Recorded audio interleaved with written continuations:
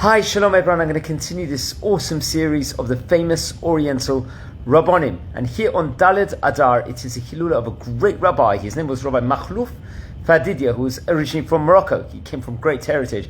His father was Rav Avram and his mother was Rabbanit Esther. He had 3 boys and 3 girls. In fact, his grandfather was also a great rabbi. Also, Rabbi Machloof, the first Rav Machloof Fadidya. And also his teachers were really, really great, including Rabbi David Abuchatzera and also Rabbi Moshe Turjaman, 2 great Rabbonim. And among his Talmidim, there was Rav Shalom Abichatsirah, also another great rabbi. He was actually born in an area in Morocco called Ristani, which I've spoken about before in previous, and he was learning the whole time Torah, under difficulties also.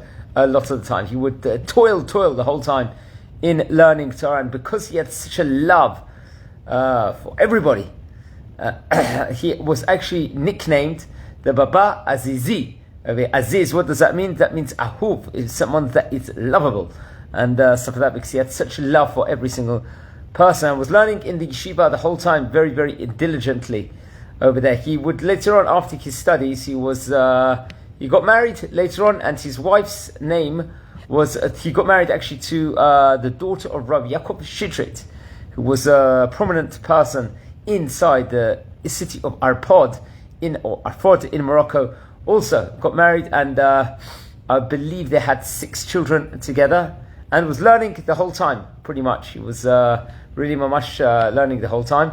And then later on, at a later stage, he would actually be appointed a judge inside the Din in an area called Morocco called Betaphilaalet. I hope I pronounced that correctly. And it was also under the auspices, under the instruction of Rabbi Yisrael Abuchatzera, the Baba Sali, famous Baba Sali. He instructed him and told him that he should take that position. And he was had a very, very prominent position among the whole Jewish community in Morocco, also for many, many years among the Kihila. He was also a Chazan over there. He was a mohel, someone that would perform circumcisions, and he would also do the shchita, the slaughtering, the kashrut inside the city, also several times a week, where he would shech naturally the bakar and the chickens for the whole kehila over there. So very, very, very busy the whole time. It's actually interesting that he was working with the community the whole pre-time. He was an expert in many great Kodesh things, and he was learning the whole time, pretty much. Also, in all the extra times, he actually wrote different books and perushim with regards to the Parashat HaShavua, for example.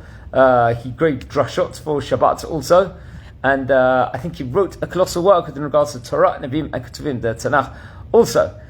And they say that it was reported over, he wrote 10 piyutim specifically for Shabbat. He also wrote for Sukkot, for Pesach and Shavuot. This is naturally the Shalosh Regalim.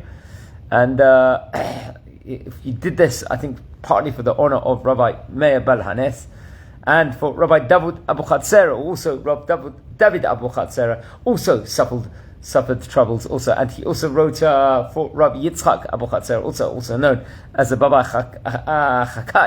Chaki. And he wrote different Torah works. One of the piyutim, I think, was called the Ashvach, which was Kel Chai Nora Ein Belato. And it's actually interesting, later stage after he was serving in all these prominent positions in Morocco, he would later on move to Eretz Yisrael over there. And he moved, and I think he had a connection with different various books he had with a rabbi called Rabbi Ya'ish Crispin over there, and he actually lived in an area in Israel called Shlomi over there, which was very, very interesting, and which I would definitely suggest to everyone to research about. So he lived over there, and I believe he wrote at a later stage a colossal Torah work called the Ketem Paz, which was Drushim and Chidushim, based on the different the Moedei Hashana, on the different festivals of the year, and also on the Shirim, on the various different songs.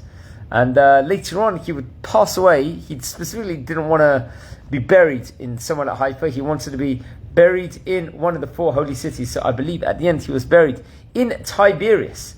he was buried, and he passed away on Dalet Adar over there. And he had, as I said before, that was the main book that he wrote was the Ketan Pas, but he had the strong kesher with Rav David Abuchatzera, with the Baba Sali, Rabbi Yisrael Abuchatzera, Rav Moshe Torjuman, and many great Rabbanim. And it's his Hilula here on Dalet.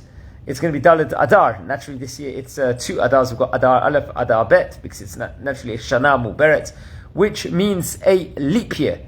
So please light candles in the great rabbi's memory here on Dalet Adar. Learn more about him, about Rabbi Machloof Fadidya. Also, Machloof was a very popular name, especially among the Moroccan Rabbanim. They were called Rabbi Machlouf also. I think there was also a great Rabbi, Rabbi Machloof Abuchatzera.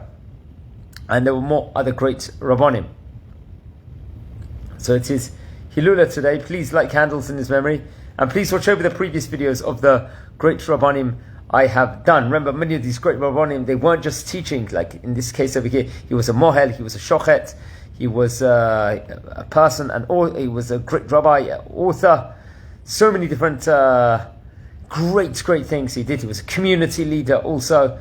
And that's the great rabbis of yesteryear, what they very much symbolize. Also nowadays, there's a lot of great Rabbanim like that, Baruch Hashem, we are so lucky to have. And the importance of building a kasher with a Rav, with having a closeness and listening to the Rabbi, is very much epitomized over here by this great Chacham of Chacham Machloof. So please light candles and watch over the previous videos. Have a great day.